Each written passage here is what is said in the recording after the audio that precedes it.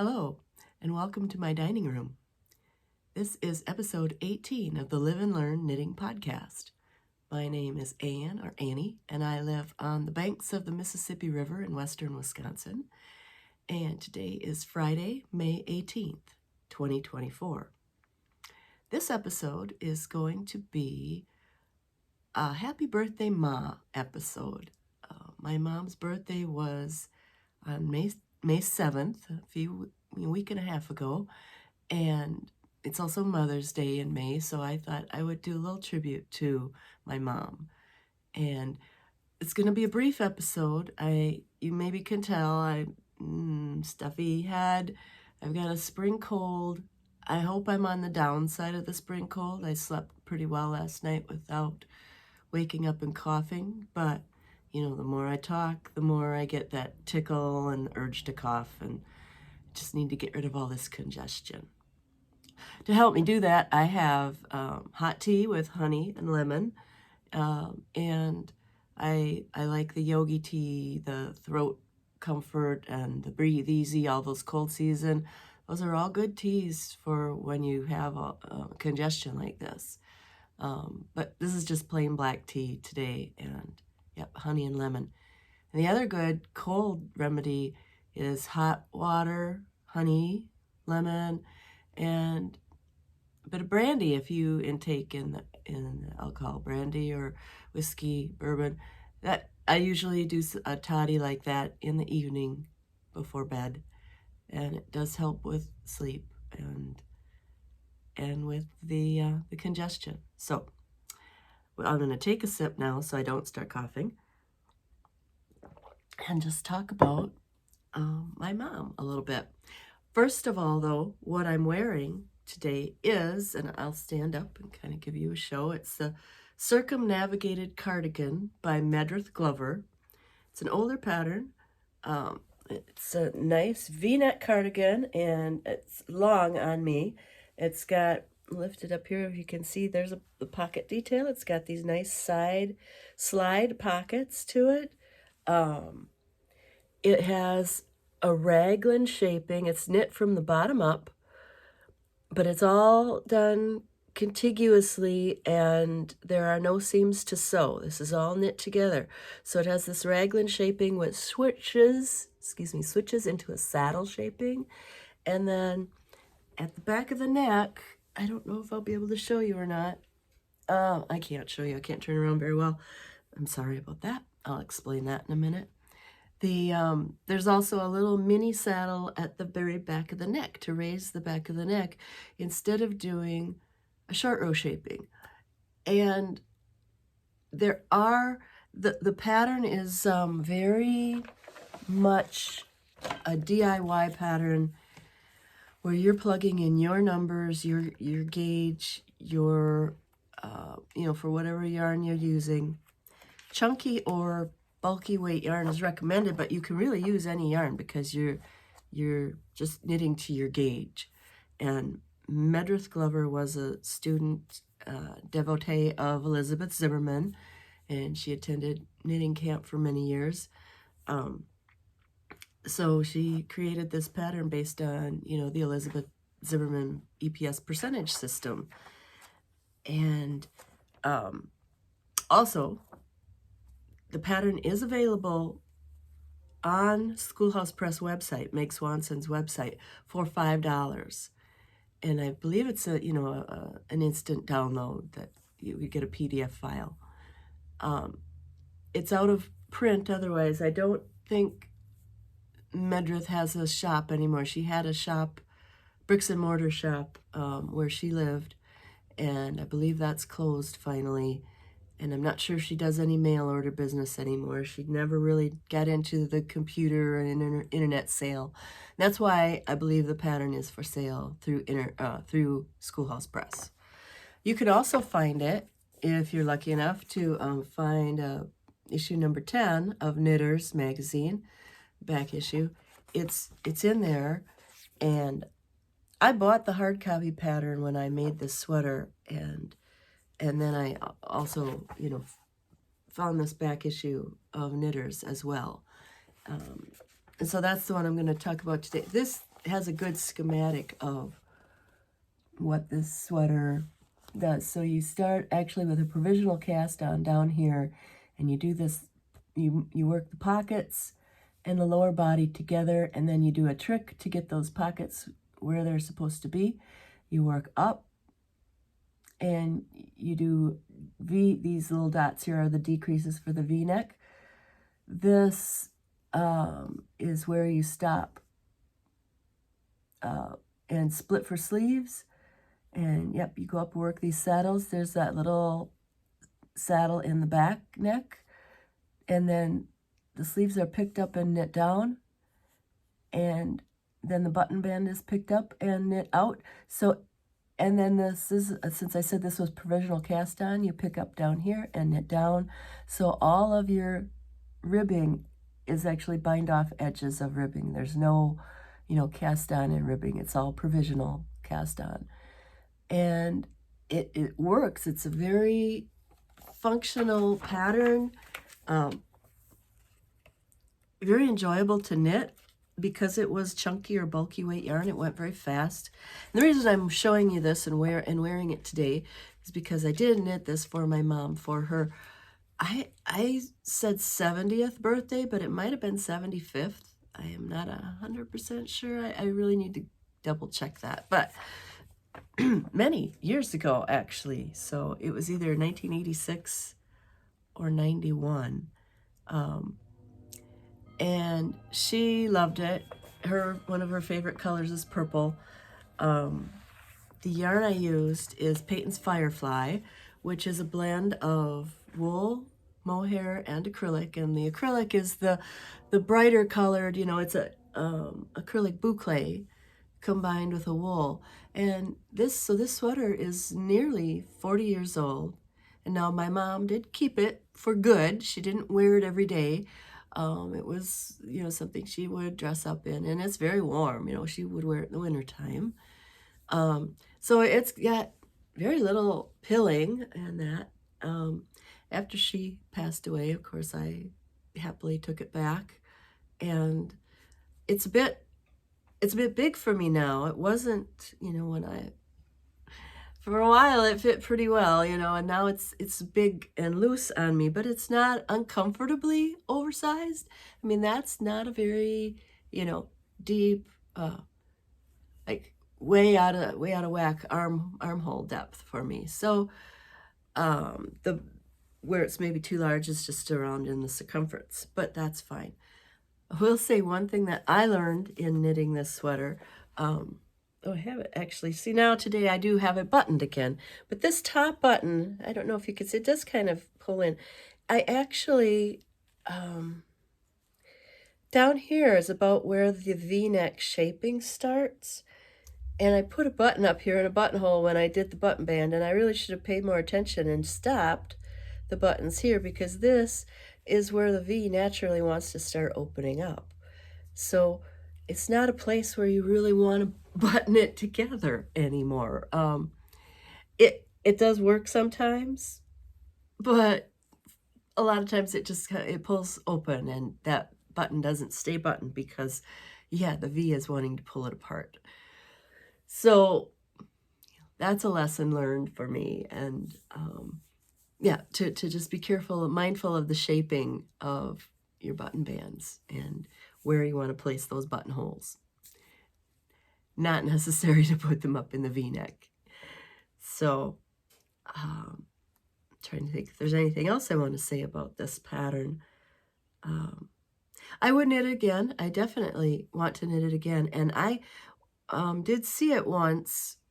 I was at a knitting conference in the Twin Cities, and I had just maybe finished mine the year before.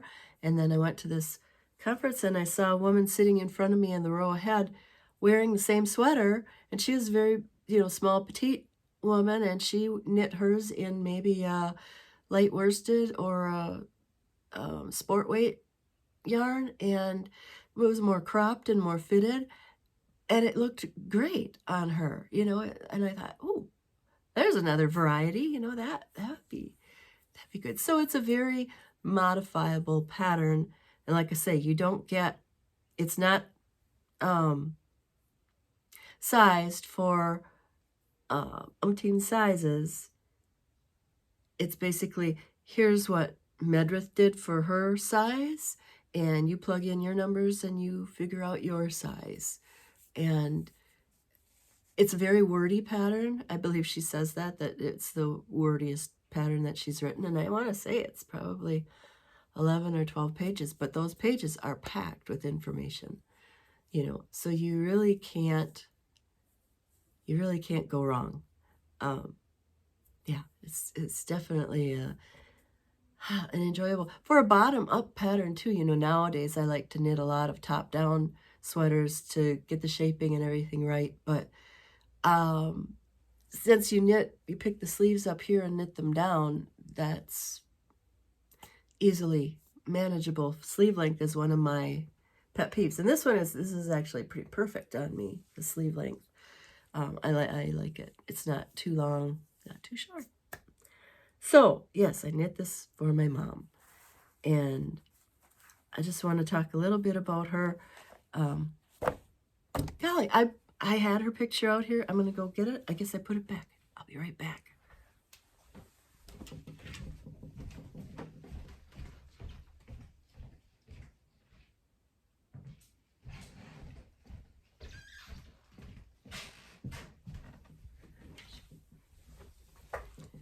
I actually did try to record this episode yesterday morning, and it was, I got off topic a bit, and it was quite long and weird. So this is take 2 or 46, or, because I had to, it's the head cold. I'm a little fuzzy. But anyway, this is my mom, Margaret. And there she is. And she's probably in her mid-70s during this, when that photo was taken. We had just built this deck on the back of the house, her house, and I was living at home at the time too. Sorry, that's in the sunshine. But there she is on the back porch with all of her African violets. She really loved flowers and plants and gardening, and so she was always proud of her African violets and had them on the kitchen windowsill and was always starting, new ones from the plants that she had. And yeah, it was a house full of plants and making and creativity, for sure. She was very inspiring for me and showed me how to do so many things. So mostly she crocheted, she sewed, she knit a little bit, but she always told me she didn't know how to knit, even though I have very few things that she did knit for me. And I'm the youngest of 6 kids, so she had a family to raise over the years. There's a gap between me and my brother of 9 years, so I always did feel like I got a lot of extra attention maybe from her, because most of the kids were out of the house by the time I was growing up. So she showed me a lot of things, and she did a lot of crocheting. She really liked crocheting. This is one of her adaptations, because I believe that this little girl, this Southern Belle type girl, was a pattern in Work Basket, a very old issue of Work Basket, where this was on a pillowcase edge.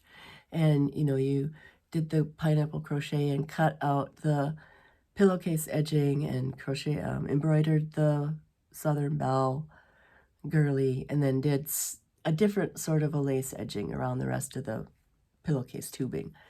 But she adapted this for a lace hanky, this is Irish linen hanky that she would get from Hirschner's, and she would make these for any girls that she knew that were getting married.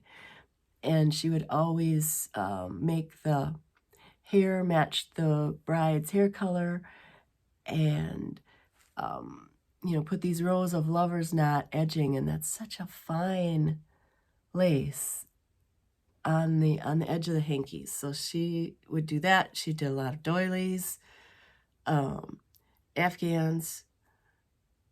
I had asked her to I crocheted a sweater with her help, which was very heavy and bulky and not comfortable to wear at all.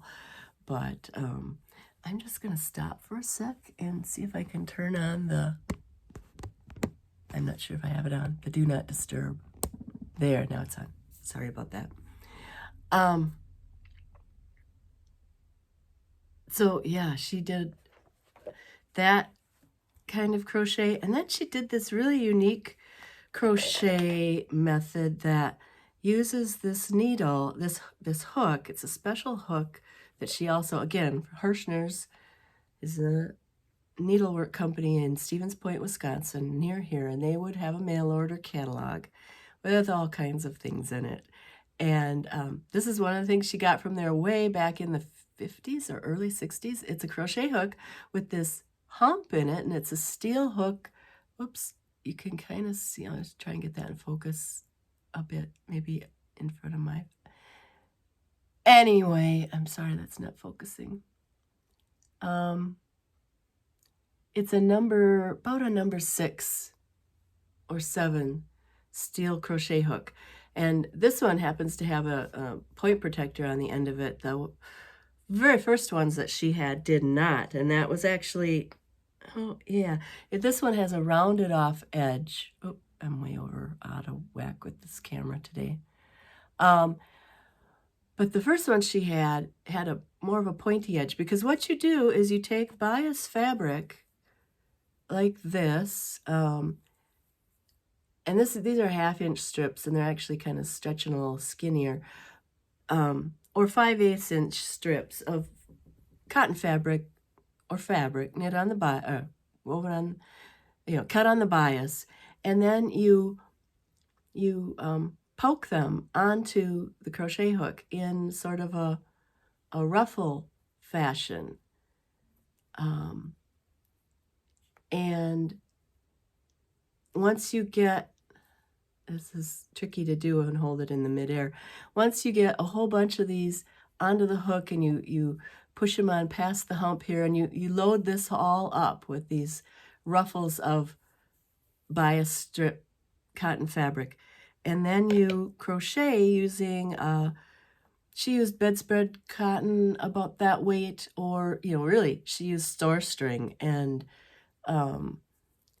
all the little strings that would come on like the sugar bags, and you'd unzip them, or a birdseed bag, all of that kind of cotton string she would save and use for this technique. So you'd crochet, this is just a chain, but basically what you're doing is you're crocheting a filet mesh.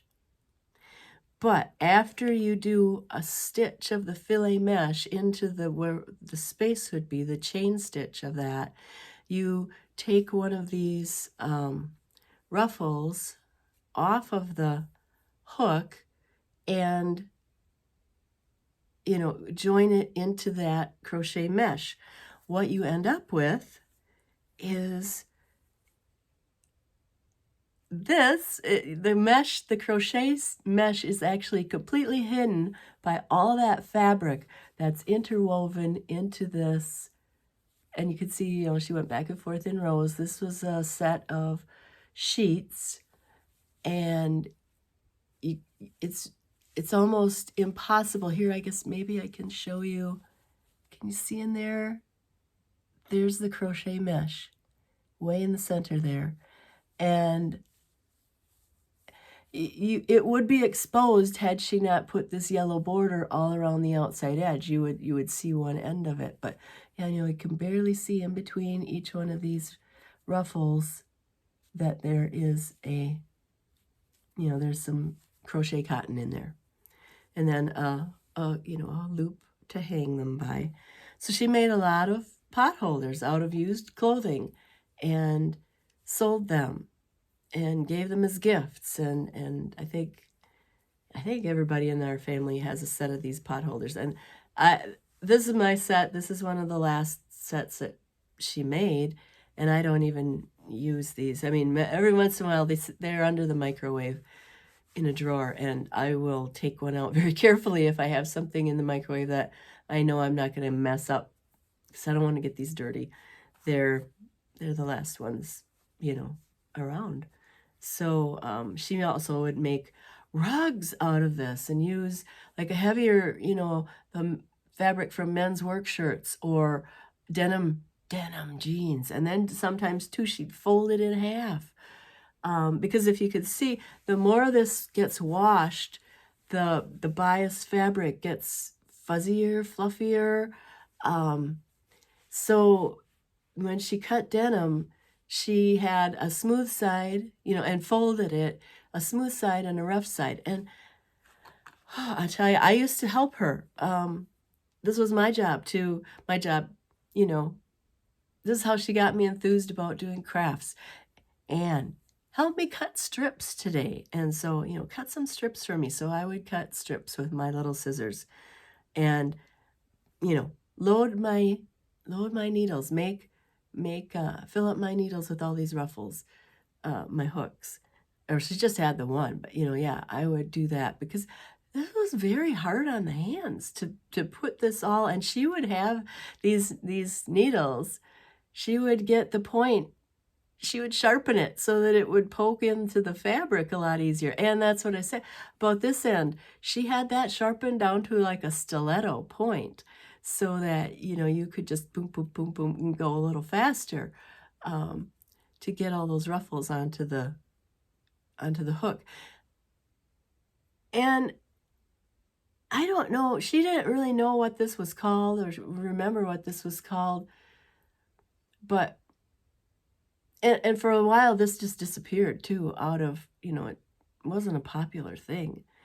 But it did show up in an issue of Piecework a while back, and I'll try to find that and link to that so you can read a little more about it. And they called it Charret crochet, Shirret.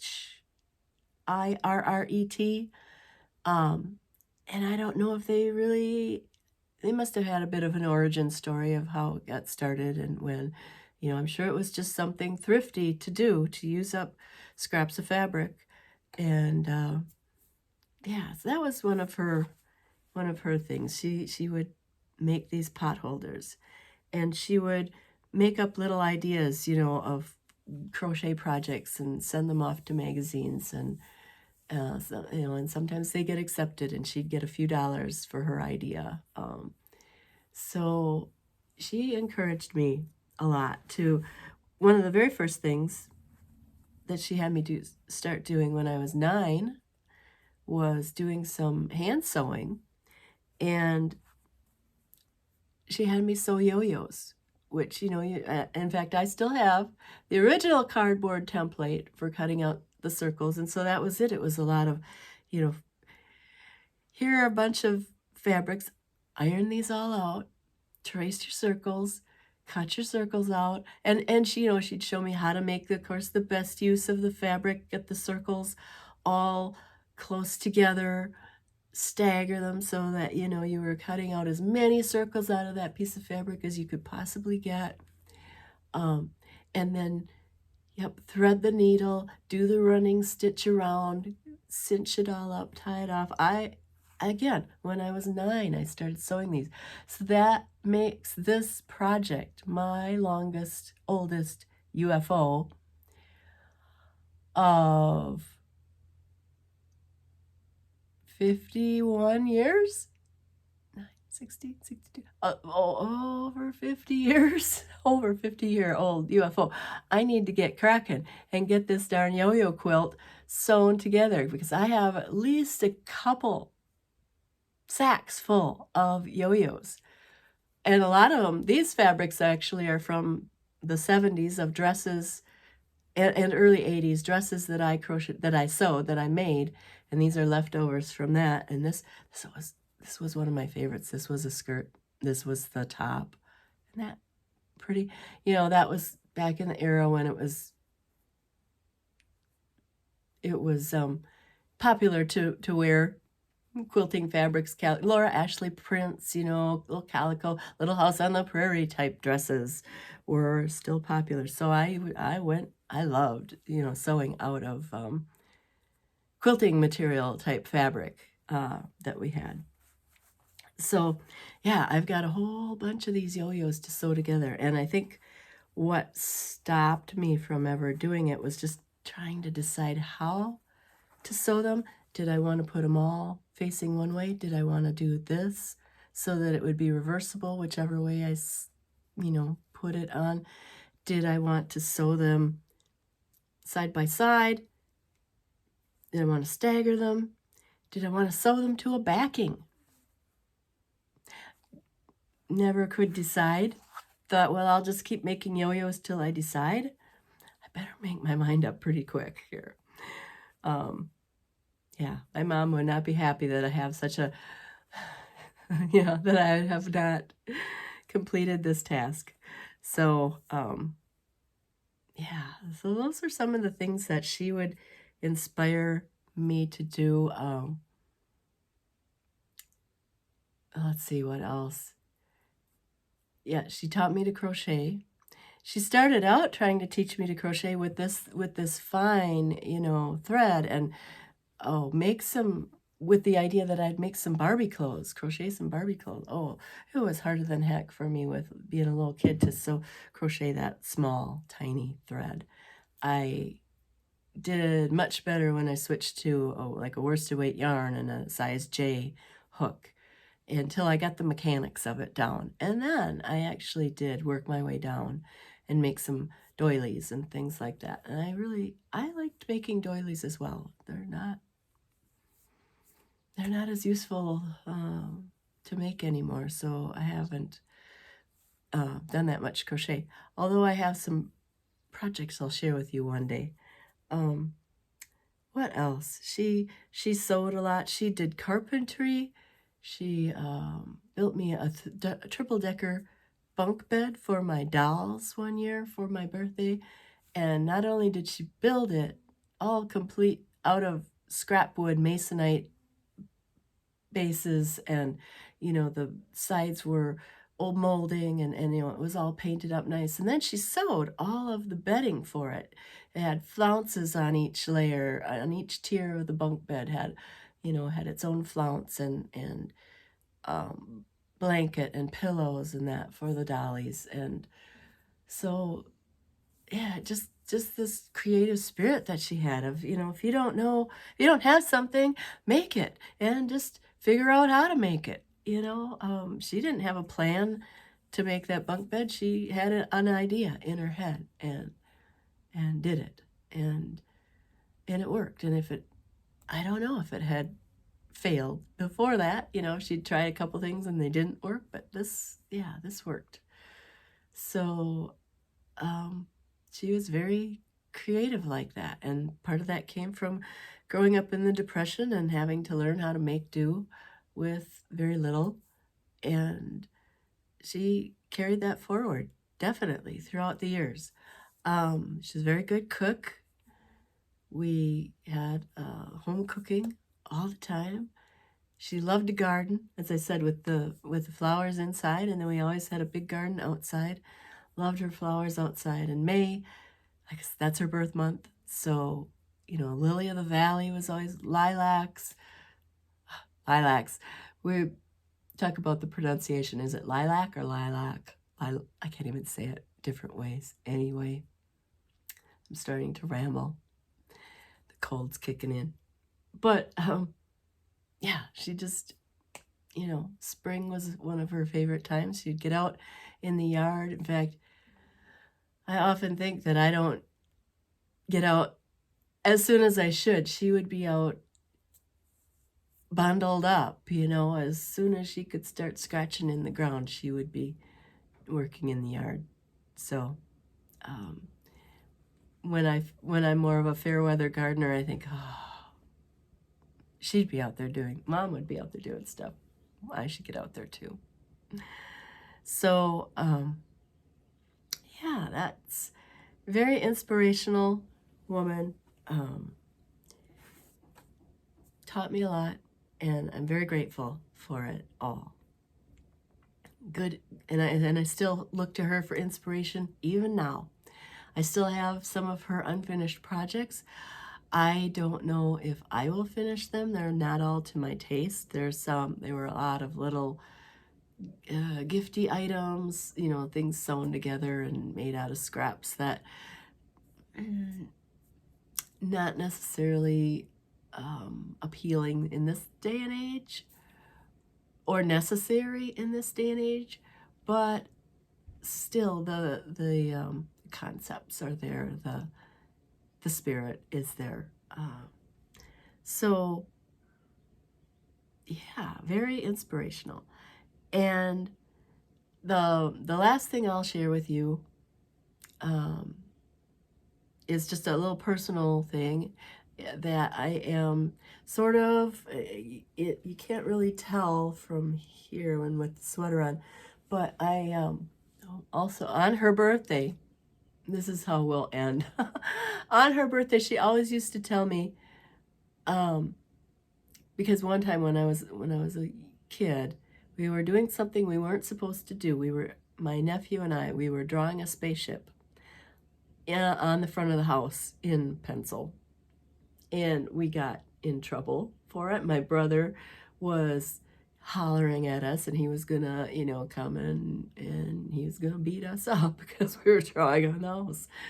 And we ran and hid, and in the back of the property we had this old building that was falling down, rotting. We called it the Black Shack, and it was dangerous. We weren't supposed to go by there because it was dangerous back there. That shack could fall on us and kill us. And well, we ran back there to hide behind it, and I stepped on a board that had fallen off. And we just had those little kid tennies back in the day, back in the 60s, those little thin tennies, we called them. And this rusty nail went through the tennis shoe and into my foot. And because we weren't supposed to be back there and we were in trouble anyway, I never said anything that I had stepped on a nail. And I think Mike had to pull it out of my foot, if I remember right, my nephew. And I was crying. And I didn't say anything about it. And it was, a few days later, I couldn't even walk, and gotten infected. Dirt was in it, it was terrible, and I was getting blood poisoning and all of this stuff. It was bad, and she had to take me over to the doctor, who had to scrape it all out, and I was on crutches for quite a while. So she would always tell me, don't wreck yourself. You don't want to be laid up for summer. Because actually, I think I did the same thing either twice, or I did something else to my foot the next summer and was on crutches for a little while. Like I sprained my foot really bad, or again, maybe stepped on another nail. We really needed to get that shack taken down. And I think after that we did. And it was one of those things where somebody, my brother and maybe a couple other guys just went and pushed it and it fell over. It was that bad. And then it all got cleaned up and all that old rotten lumber hauled away. But yeah, I remember being laid up for summer and it was so painful with my foot and that infection. It was bad. So on her birthday, I had lunch with a friend, and we were walking in Winona on the sidewalks, and there were, some sidewalks, how they lift up a little bit, and it was uneven, and I caught my toe on an uneven part of the sidewalk and just sort of went pitching forward in one of those slow cartoon falls where you can't stop falling. You really want to, but and I ended up sprawled on the ground, and turns out I broke my elbow, and I've got a big bruise on this side and on all around this part of my arm. It's all bruised. It's starting to fade now because it's been a week and a half, but it's still very painful, and I cannot straighten my arm out completely straight. And I'm like, see the difference? Yeah, that's about when I had to lay it flat for the x-ray, it was pretty painful. It's a break. It's actually probably the best place to break your arm or your elbow because you can't really do anything about it. They don't cast it. They don't. If it was really shattered edge, or a worse break, they could have done some surgery, but it's not. It's pretty minor, superficial, but it is. They did say it was a break right on the end of the elbow, hinge. So the funny bone.